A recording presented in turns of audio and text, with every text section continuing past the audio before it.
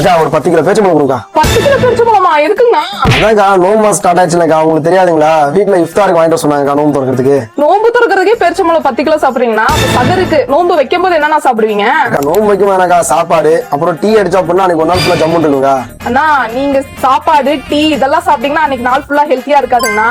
நான் சொல்லக்கூடிய ஒரு சில ஃபுட்ஸ் நீங்க சாப்பிட்டீங்கன்னா டீஹைட்ரேஷன் ஆகாம ஹெல்த்தியா உங்க சகர் போறதுக்கு இது ரொம்ப யூஸ்ஃபுல்லா இருக்கும்ண்ணா. அது சொல்லட்டுமா?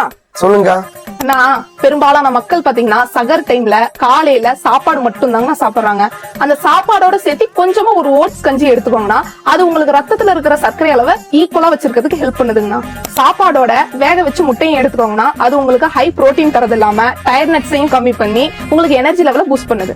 நீங்க விடிய காலையில சாப்பிடறதுனால உங்களுக்கு டைஜஷன் ஆகிறதுக்கு ரொம்ப ஸ்ட்ரகிளா இருக்கும். அதுக்கு நீங்க கோதுமை சப்பாத்தி பிளஸ் காய்கறி அதோட கொஞ்சம் பருப்பு சேர்த்திக்கோங்க.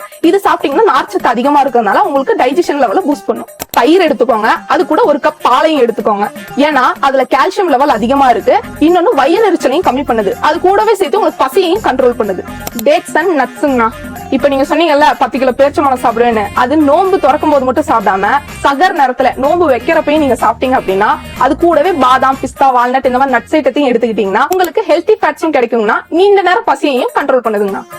சகர் நேரத்துல அதாவது நோம்பு வைக்கிறப்ப தண்ணிய அதிகமா குடிங்க. அதுக்குன்னு கழுத்து வரைக்கும் குடிக்காதீங்க. வயிறுக்கு போதுமான அளவு குடிச்சா போதுங்கண்ணா. நீங்க தண்ணி எவ்வளவுக்கு எவ்வளவு நல்லா அதிகமா குடிக்கிறீங்களோ உடம்பு டீஹைட்ரேட் ஆகாம இருக்குங்கண்ணா. அதனால வரக்கூடிய தலைவலியும் உங்களுக்கு வராம கண்ட்ரோல் ஆகுங்கண்ணா.